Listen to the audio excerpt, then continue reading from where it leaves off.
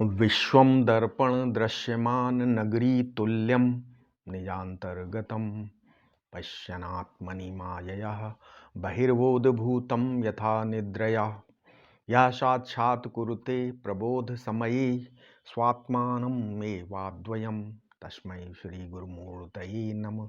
इदं श्रीदक्षिणामूर्तये अशुभानि निराचष्टे तनोति शुभ संतितं स्मृतिमात्रेण यत पुंसाम ब्रह्म तन्मंगलम परम अति कल्याण रूपत्वात् नित्य कल्याण संश्रयात् स्मर्तृणाम वरदत्वाच ब्रह्म तन्मंगलम विदुः। ओम। पिछले जितने वीडियो थे लगभग 10 वीडियो में अध्यास संबंधी कुछ बातें हमने बताई। आशा है आप लोगों के समझ में आई होंगी। ठीक है, आगे अब वेदांत का दूसरा पार्ट शुरू करते हैं। ये वेदांत में जड़ और चेतन क्या है। ठीक है, वेदांत में जड़ और चेतन क्या है। ठीक है, अब ये इसके लिए अब आप वेदांत आगे समझें, इसके लिए कुछ चीज़ें जो टेक्निकल वर्ड हैं उनकी डेफिनेशंस, उनकी परिभाषाएं थोड़ा आपको पता होनी चाहिए। ठीक है, अब क्या है, अब इसमें जैसे मान लीजिए जैसे विषय जड़ है, विषयी चेतन है। ठीक है, तो ये चेतन क्या है? चेतन, वेदांत में चेतन उसको कहते हैं जो वस्तु अपने को भी जाने और दूसरे को भी जाने, उसे चेतन कहते हैं। ठीक है, अब जड़ क्या है? जड़ जो अपने को भी ना जाने और दूसरों को भी ना जाने, वह जड़ है। ठीक है, चेतन स्वयं प्रकाश है और जड़ पर प्रकाश है। दृश्यता जड़ता है और दृष्टत्व चेतनता है। वेदांत में चेतन का धर्म गति नहीं, या जो मूवमेंट है, और जड़ का अगति, स्टैटिक, ऐसा नहीं है कि जो चीज़ चल रही है चेतन का मतलब नहीं, मूवमेंट हो रहा है उसमें मान लो तो वो चेतन है, और जो स्टैटिक एक जगह है, अगति है, वो जड़ है, ऐसा नहीं है। या जो इंद्री वाला मान लो जिसके इंद्री वो चेतन, और जो निरिंद्रिय है जिसके इंद्री नहीं वो जड़, ऐसा भी नहीं है। गति अगति, सेंद्रियत्व निरिंद्रियत्व सब दृश्य होने से जड़ में है, जड़ पक्ष में ही है, और इनका जो दृष्टा है वो चेतन है। विषय जड़ है और दृश्य होने से विषयी चेतन है, दृष्टा होने से। ठीक है, अभी चेतन जो है, चेतन का स्वरूप क्या है? प्रकाश है। चेतन प्रकाश गुण वाला है। प्रकाश अर्थात ज्ञान चेतन का स्वरूप ही है, गुण नहीं। वृत्ति की उपाधि से उसको प्रकाशक या ज्ञाता कहा जाता है। चेतन का लक्षण है अवेद्यत्वे सति अपरोक्षत्वम, मतलब अर्थात जो कभी संवेद नहीं होता, माने ज्ञेय या दृश्य नहीं होता, किंतु फिर भी अपरोक्ष रहता है, वो चेतन है। इस लक्षण से प्रत्येक व्यक्ति का जो, अब चेतन क्या हो गया? जो अपना अहम है, अहम, वही चेतन ठहरता है। अहम सबका दृष्टा है, कभी किसी का दृश्य नहीं होता।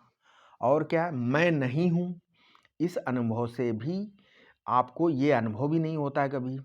ठीक है, अब क्या होता है? अहम सबको नित्य अपरोक्ष भी है, नहीं है। विषय के प्रकाशक होने से इसी अहम का नाम विषयी हो जाता है। अब चलिए, ये हो गया जड़ और चेतन। अब हम बार बार बताएंगे उपाधि, और एक होता विशेषण। अब ये उपाधि क्या है और विशेषण क्या है? ठीक है, उपाधि और विशेषण, इनका भी हम थोड़ा बहुत देखते हैं, उपाधि और क्या है। अब दूसरी बात क्या है? उपाधि। ठीक है, उपाधि और विशेषण की, इसमें जो है उपाधि का मतलब होता है उप समीपे स्थित्वा, आधिम आधानम स्वगुणस्य, मतलब स्वधर्मस्य अन्यस्मिन आधानम उपाधि, मतलब जो किसी दूसरी वस्तु के समीप रहकर उसमें अपने गुण धर्म का आधान अथवा अध्यारोप करके उसको दूसरी वस्तुओं से पृथक बोध कराए, उसको उस वस्तु की उपाधि कहते हैं। तथा जो अध्यारोपित रूप में उस वस्तु को उस उपाधि द्वारा उपहित कहा जाता है। ठीक है। अब उपहित के स्वरूप में उपाधि का प्रवेश नहीं होता है, भले ही वो वैसा प्रतीत होता। अब उदाहरण के लिए चलो हम समझाते हैं आपको। मान लीजिए आकाश में घट द्वारा जिस आकाश खंड का बोध होता है वहां घट उपाधि है और घटाकाश उपहित है। ठीक है। इसी प्रकार मठ क्या है, मान लो कोई घर है, मठ उपाधि है और जो उसके अंदर मठाकाश है वो उपहित है। घटाकाश और मठाकाश के जितने भेद प्रतीत होते हैं वे सब घट और मठ उपाधियों के भेद से हैं। अतः आकाश के सारे भेद औपाधिक हैं और आकाश के स्वरूप की दृष्टि से सब नामधेय हैं, वास्तविक नहीं। घट या मठ का आकाश के स्वरूप में प्रवेश न होने से आकाश किसी प्रकार भी इनके गुण धर्मों से लिप्त नहीं होता है। चलिए दूसरा एक और उदाहरण दिया जाता है। मान लीजिए कि स्फटिक मणि है। मणि के पास आप स्फटिक मणि के पास आप लाल, पीला, नीला जैसा भी पुष्प रख लो, फूल रखो, मणि उसी रंग की दिखाई देने लगती। यहाँ जो स्फटिक मणि की उपाधि क्या है? उपाधि क्या? लाल पुष्प है और जो उसका लाल मणि उपहित हो गई। ठीक है। मणि में जो रक्तिम वर्ण है वो उपाधिका है, लाल वर्ण जो है वो उपाधिका है, मणि का नहीं है। अतः लाल दिखने पर भी मणि वर्ण रहित ही रहती है। अब आइए विशेषण क्या होता है। विशेषण उपाधि की भांति ही विशेषण है, लेकिन वो भी अपने विशेष के निकट रहकर उसमें अपने गुण धर्मों का आधान करके उसका अन्य विशेषों से पृथकत्व बोध कराता है, किंतु विशेषण का विशेष के स्वरूप में प्रवेश हो जाता है। अतः विशिष्ट सर्वदा अपने विशेषण से अवेष्टित रहता है। इसमें क्या होता है, उपाधि में उसमें मतलब प्रवेश नहीं होता है उपाधि का, लेकिन इसमें विशेषण का विशेष में प्रवेश होता है। जैसे उदाहरणार्थ नीला कमल, इसमें नीलापन कमल का विशेषण है और कमल नीलत्व तो विशिष्ट है। नीलता लाल कमल से भेद तो करती, परंतु कमल और नीलता का अलगाव संभव नहीं है। ठीक है। अब ये प्रश्न ये है कि चेतन आत्मा का जो विषयी रूप है उसमें विषय आत्मा की उपाधि या विशेषण, बताइए। अब मान लीजिए चेतन है, वो आत्मा का जो विषयी रूप है उसमें विषय ये आत्मा की उपाधि या विशेषण है। अगर आप विशेषण है, कुछ लोग बोलते हैं ये अविवेक, ये अज्ञानी की दृष्टि है। अगर उपाधि है ये विवेक है, ये ज्ञानी की दृष्टि है। और अपने अभाव के अधिकरण में प्रतीत होने से विषय मिथ्या है, ये बोध है। समझे? तीन चीजें बताई, अज्ञान, ज्ञान, विवेक हो गया और दूसरा बोध। समझ में आया क्या? पहला फिर दोबारा बताते हैं। मतलब विशेषण अगर कोई मानता है तो ये अविवेक दृष्टि है, उपाधि है ये विवेक है, और अपने अभाव के अधिकरण में प्रतीत होने से विषय मिथ्या है, ये बोध है। ठीक है। अब विषय देह, प्राण, इंद्रियां, मन, बुद्धि, चित्त, अहंकार, सुख दुख आदि के संस्कार, ये सब आत्मा की उपाधियां हैं। उसी से वह विषयी, देही, कर्ता, भोक्ता, ज्ञाता आदि प्रतीत होता है। ठीक है। परंतु वे सब आत्मा के औपाधिक स्वरूप हैं, अतः उन रूपों में प्रतीत होने पर भी वास्तव में वैसा होता नहीं, निर्विकार कूटस्थ ही रहता है। अतः नैसर्गिक लोक व्यवहार का आधार होते हुए भी यह विषयी का अध्यास मिथ्या है। ठीक है। विषय को आत्मा का अगर विशेषण मान लेंगे, मानने पर ज्ञान से इस अविद्या चक्र से मुक्ति संभव नहीं है। अगर आप विशेषण मानोगे, व्यवहार में विषय विषयी का आध्यासिक संबंध विशेषण विशेष का मान भी लें अगर, किंतु वास्तव में यह औपाधिक है। ठीक है। तभी उपाधि के दृष्टा और अधिष्ठान की एकता से उपाधि के मिथ्यात्व का बोध हो संभव है, अन्यथा नहीं। देह, मन, इंद्रियों से विशिष्ट चेतन को जीव कहते हैं। ठीक है। देह मन इंद्रियों से विशिष्ट जो चेतन उसको जीव कहते हैं, वही व्यवहारिक दृष्टि से बद्ध और मुक्त होता है, अविद्या से बद्ध और विद्या से मुक्त। किंतु देह मन इंद्रियों से उपहित आत्मा का जो स्वरूप है वो नित्य मुक्त ही, अतः वहां अध्यास नित्य निवृत्त ही है। अब बता दें जो विषय ज्ञान की प्रक्रिया क्या है। ठीक है, मान लीजिए हमको विषय ज्ञान होता है, वो कैसे होता है? मतलब विषयी जो है वो विषय को कैसे जानता है?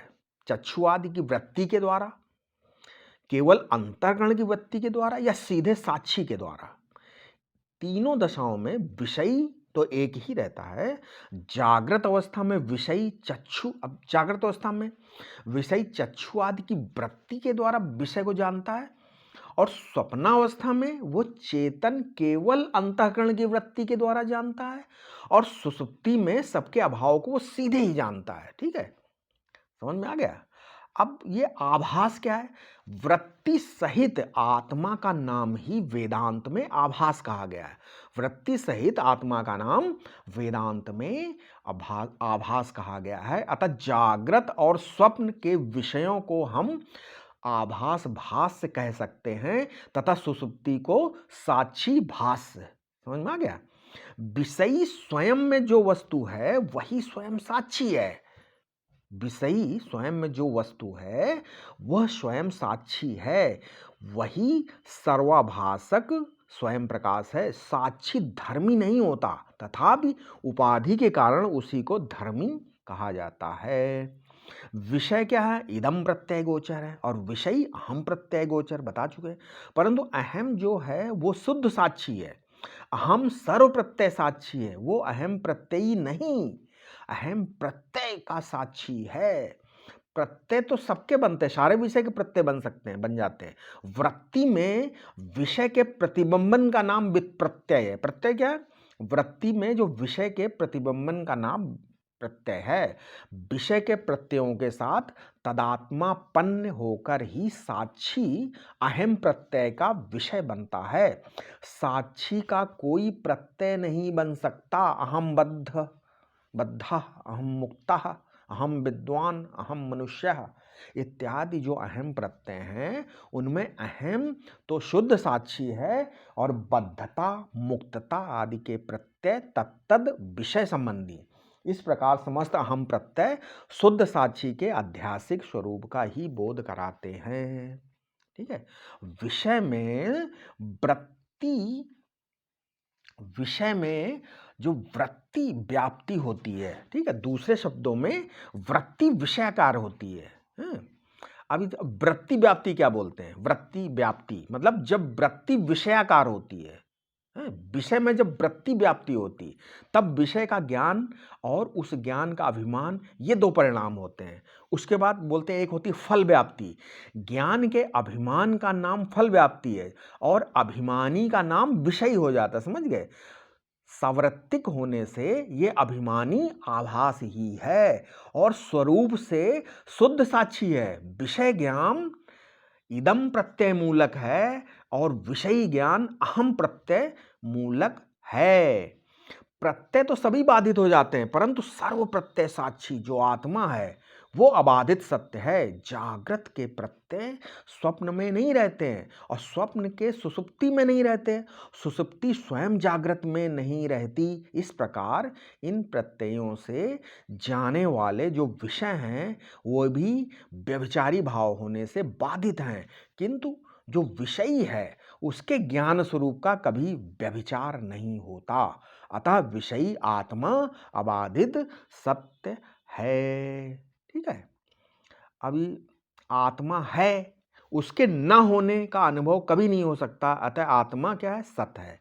मैं नहीं हूं इसका अनुभव करने वाला तो है ही, किंतु विषय हैं और नहीं है यह अनुभव तो होता है। अतः विषय असत है। आत्मा जागृत स्वप्न सुषुप्ति तीनों अवस्थाओं में और भूत भविष्य वर्तमान तीनों कालों में एक रस विद्यमान रहता है। अतः आत्मा को क्या बोलते हैं? अबाधित सत्य है, जबकि विषय बाधित है। जानने वाला होने से आत्मा चेतन है और जानने का विषय होने से विषय जड़ है। विषय विषयी आत्मा के लिए ही प्रिय हैं, विषय विषयी के लिए प्रिय नहीं होता। इसलिए बृहदारण्यक श्रुति बोलती है आत्मनस्तु कामाय सर्वम प्रियम भवति। मतलब आत्मा के लिए ही सब प्रिय होते हैं। अतः परम प्रिय होने से आत्मा आनंद स्वरूप है और विषय दुख रूप है। देश काल वस्तु से परिच्छिन्न होने के कारण विषय शांत हैं और देश काल वस्तु का प्रकाशक होने से आत्मा अनंत है। ठीक है, इस प्रकार जो आत्मा या विषयी अबाधित सच्चिदानंद अनंत है और विषय बाधित असत जड़ दुख रूप परिच्छिन्न है, उनका मिथुनीकरण परस्पर अध्यास संभव नहीं है। किंतु दोनों के स्वरूप का ठीक ठीक विवेक न होने के कारण सत्य आत्मा और असत विषय का परस्पर अध्यास हो जाता है और उनके धर्मों का भी एक दूसरे के में व्यभिचार हो जाता है। इसी से अहम मम रूप नैसर्गिक व्यवहार होता है। ठीक है, अभी अब थोड़ा सा बता देते हैं कि अब कुछ जैसे अध्यास विषयक कुछ शंका समाधान कर सकते हैं। ठीक है, जैसे लोग बोलते हैं कि मतलब एक प्रश्न हो सकता है ज्ञान स्वरूप अगर आत्मा आप बोलते हो उसमें अज्ञान कहाँ से आया। ठीक है, ज़्यादातर ये प्रश्न पूछा जाता है कि ज्ञान स्वरूप आत्मा में अज्ञान कहाँ से आ गया। अब इसका उत्तर ये है कि हम भी यही कहते हैं कि ज्ञान स्वरूप आत्मा में अज्ञान हो ही नहीं सकता, परंतु अहम अज्ञः मतलब मैं अज्ञानी हूँ, आई एम इग्नोरेंट, ये है भी तो सबकी स्पष्ट अनुभूति है या नहीं। जब ये ज्ञान अपने स्वरूप में हो नहीं सकता तो ये कहीं बाहर, इसका मतलब ये बाहर से आया हुआ होना चाहिए ना।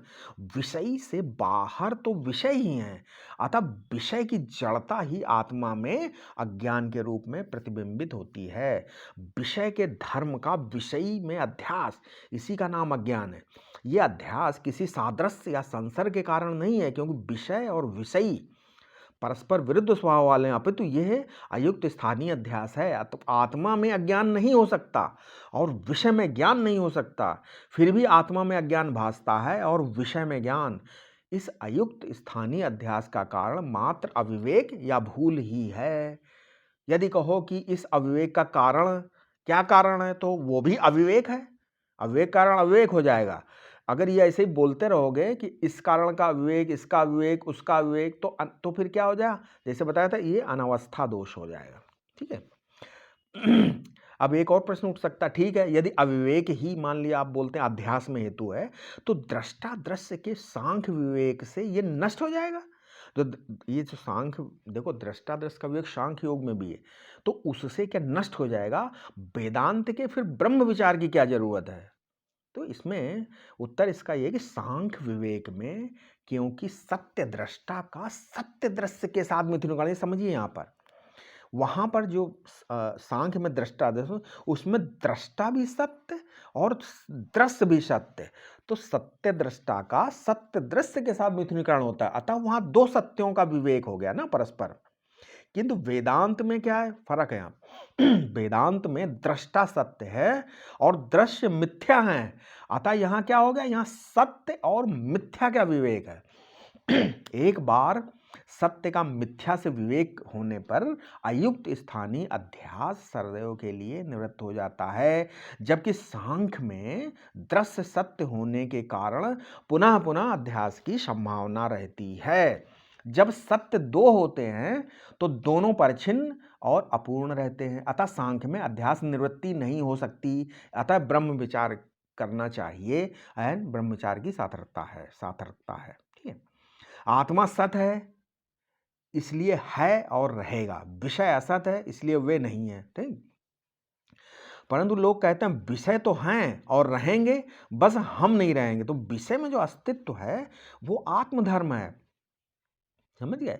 आत्मा स्वप्रकाश है इसलिए विषय भी प्रतीत होते हैं। आत्मा चित है और विषय जड़ हैं, परंतु लोग कहते हैं, क्या कहते हैं कि विषय प्रतीत होते हैं इसलिए हैं, आत्मा प्रतीत नहीं होती इसलिए नहीं है। समझ गए। आत्मा प्रतीत इसलिए नहीं है, आत्मा प्रतीत होना आत्मधर्म, विषय धर्म नहीं। कठोपनिषद क्या बोलता है, तमेव भान्तम अनुभाति सर्वम तस्य भाषा सर्वविदम विभाति। अर्थात उसके प्रकाशित होने पर ही सब प्रकाशित होते हैं। आत्मा आनंद स्वरूप है और विषय दुख रूप, परंतु लोग कहते हैं विषयों में सुख है। ये सब अयुक्त स्थानीय अध्यास के उदाहरण हैं। अभी जो सत चित और आनंद परमार्थ सत्ता, ठीक है, इसमें परमार्थ सत्ता क्या, अब चलो बता देते हैं थोड़ा। सत्ता, परमार्थ सत्ता, जो अबाधित सत्ता है उसको परमार्थिक सत्ता कहते हैं। यह स्वयं प्रकाश एवं सर्वाधिष्ठान रूप ही हो सकती है, अन्यथा नहीं। अब दूसरा है व्यवहारिक सत्ता, ठीक है, पारमार्थिक सत्ता में अध्यस्त होती है और केवल परमार्थ सत्ता के ज्ञान से ही बाधित हो सकती है, अन्यथा नहीं। तीसरी एक और सत्ता होती है, उसको बोलते हैं प्रातिभासिक सत्ता। उन पदार्थों की होती है जो अविचार या मिथ्या ज्ञान से सिद्ध हैं। ये व्यवहारिक सत्ता वाले पदार्थों के अज्ञान से उत्पन्न होती है, अतः उनके यथार्थ ज्ञान से निवृत्त हो जाती है, ठीक है। तो जो सत्यचित और आनंद ये परमार्थ सत्ता में, अर्थात ये आत्मा के अव्यभिचरित रूप स्वरूप लक्षण है। विषय में यही अस्थि भांति प्रिय के रूप में प्रतीत होते हैं। अविवेक से ये विषयनिष्ठ मान लिए जाते हैं, यही अध्यास है। विषय के अस्थि भांति प्रिय नाम और रूप, यही तो 5 लक्षण हैं विषय के। क्या है? अस्थि भांति प्रिय नाम और रूप, ये विषय के 5 लक्षण हैं। इनमें से प्रथम 3 आत्मधर्म हो गए, अब रह गए नाम और रूप। सो वे भी क्या, व्यवहारिक सत्ताक हैं मात्र ही हैं, क्योंकि देश काल व्यक्ति समाज आदि के द्वारा वे संस्कारित हैं, अतः वे अतत्व हैं, मिथ्या हैं। इस प्रकार विषय ही मिथ्या है और आत्मा सत्य है। अब अध्यास में मान लो अंदर घुसे हैं अध्यास में, तो एक अर्थाध्यास और ज्ञानाध्यास नाम से 2 ही मुख्य बोध हैं। हमने बताया था अध्यास अन्य में, अन्य का आरोप अर्थाध्यास है, और जो आरोपित को वैसा ही सत्य जानना ज्ञानाध्यास। उदाहरण देते हैं, रज्जू में, रस्सी में सर्प का आरोप अर्थाध्यास है, और उस रस्सी को सर्प ही जानना ये ज्ञानाध्यास है। समझ में आ गया? इस प्रकार आत्मा में देह का आरोप करना अर्थाध्यास और आत्मा को देह ही समझना ज्ञानाध्यास है। समझा गया? दृष्टांत में जब अंधकार दोष के कारण वृत्ति रज्ज्वाकार या रस्सी रज्ज्वाकार नहीं बनती, तो बुद्धिस्ट जो रज्जु का अज्ञान रहा उसके 2 अंश हो जाते। एक अंश में रज्जु के स्थान पर सर्प का आरोप होता है और दूसरे अंश में सर्प का ज्ञान होता है। यही अंश अर्थाध्यास और ज्ञानाध्यास को जन्म देते हैं।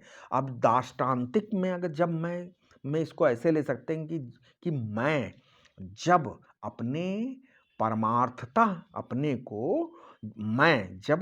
को परमार्थता नहीं जानता, तो अपने को देह या देही जानता है। यहाँ देह या देही अर्थाध्यास है और ऐसा जानना ज्ञानाध्यास है, ठीक है। अर्थाध्यास और ज्ञानाध्यास मिलकर संबंधाध्यास या संसर्गाध्यास को जन्म देते हैं, ठीक है।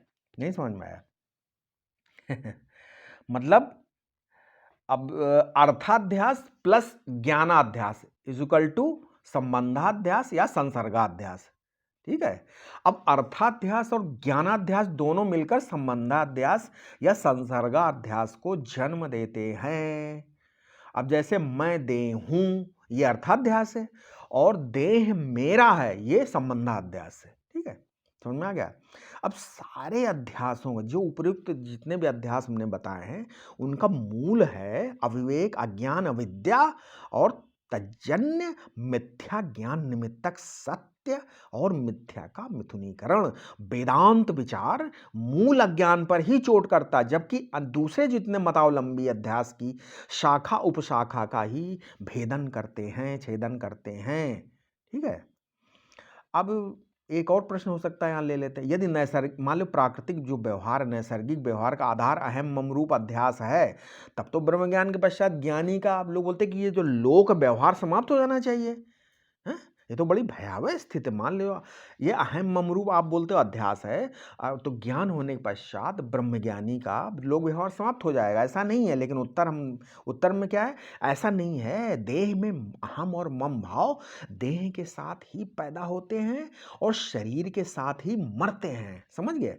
इसलिए इनकी व्यवहारिक सत्ता है, ब्रह्म ज्ञान से संपूर्ण व्यवहारिक सत्ता का बाध हो जाता है। तो इनका भी बाध का मतलब होता है, हम कई बार होता है मिथ्यात्व निश्चय हो जाता है, ठीक है। बाध मतलब मिथ्यात्व निश्चय हो जाता है।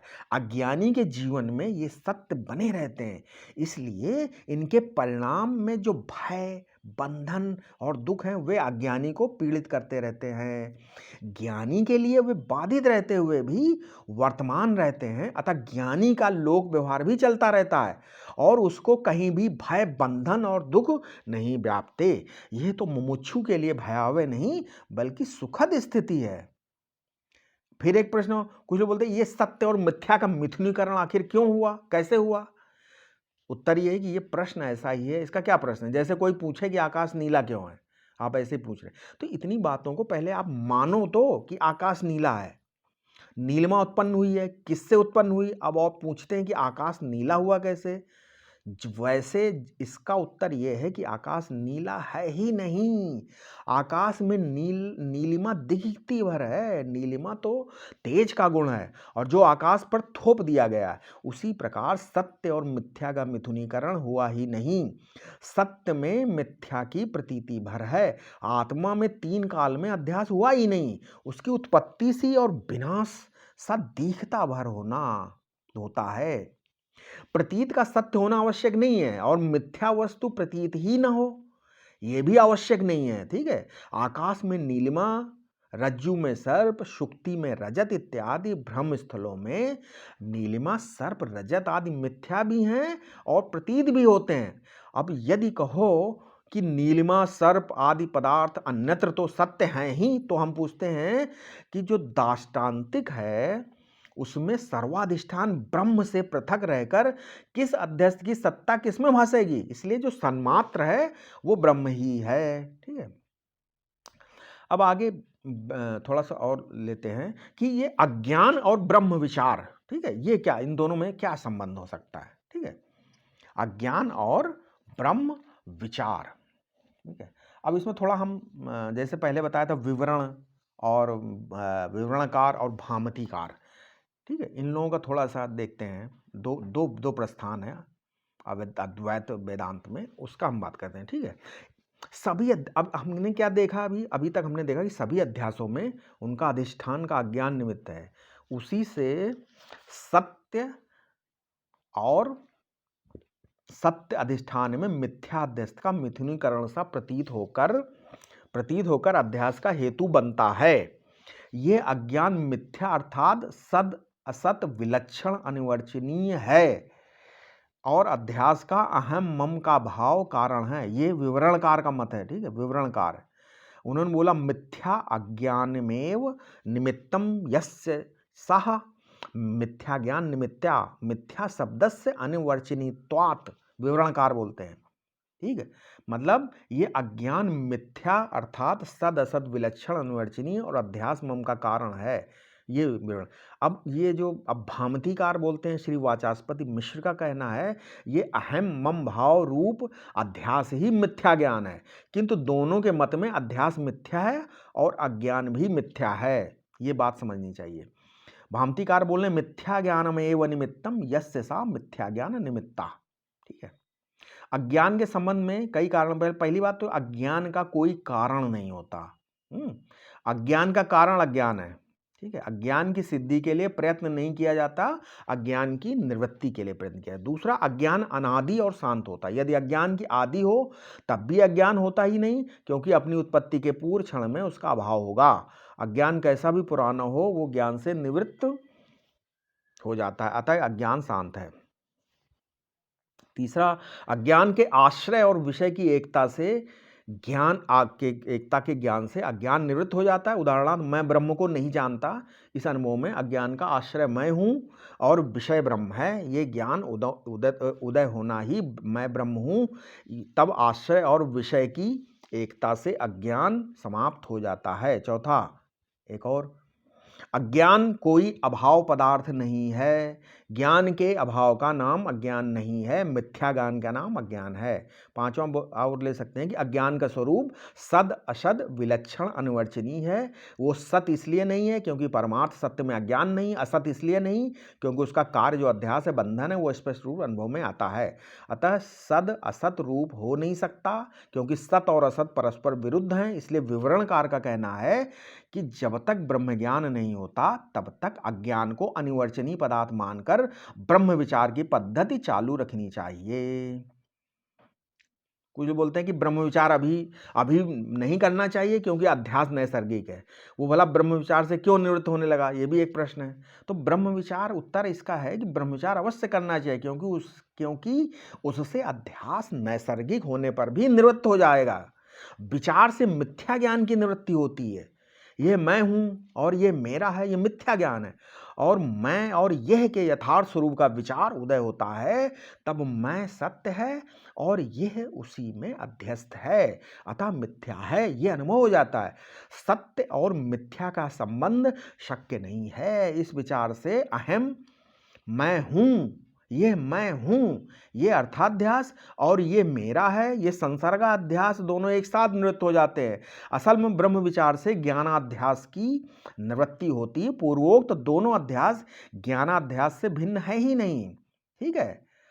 अब अध्यास नैसर्गिक, इसका अर्थ कितना ही है कि अध्यास की व्यवहारिक सत्ता है, अतः उसकी निवृत्ति के लिए का प्रयत्न करना चाहिए। ब्रह्म विचार से वो निवृत्त हो जाता है। अज्ञानी के लिए अध्यास नैसर्गिक है और सत्य है, ज्ञानी के लिए मिथ्या हो जाता है, किंतु व्यवहार में दोनों के लिए समान रहता है। अब ये भी कुछ लोग बोलते हैं कि मैं ब्रह्म हूं, ये भी तो एक अध्यास है। नहीं, उत्तर में ऐसा नहीं कि अहम ब्रह्मास्मि, ये अध्यास नहीं है। अहम का जो शुद्ध साक्षी स्वरूप है, उसकी परिच्छिन्नता का निवर्तक महावाक्य अहम ब्रह्मास्मि है। ब्रह्म कोई परिच्छिन्न वस्तु होती तब उसको अहम के रूप में स्वीकार किया जाता, तब तो अहम ब्रह्मास्मि अध्यास होता। ये तो अहम की अपरिच्छिन्नता विषयक जितने भी भ्रम हो सकते हैं, उन सबका निवर्तक वाक्य है। ब्रह्माकार जो वृत्ति की भी सत्ता तो वही है जो अध्यास की है, किंतु वो अध्यास नहीं है। इस विषय में आगे हम बताएंगे। ठीक है। अब आगे हम और अगले वीडियो में वेदांत की आगे दूसरी चर्चा हम करेंगे। ठीक है। ओम शांति।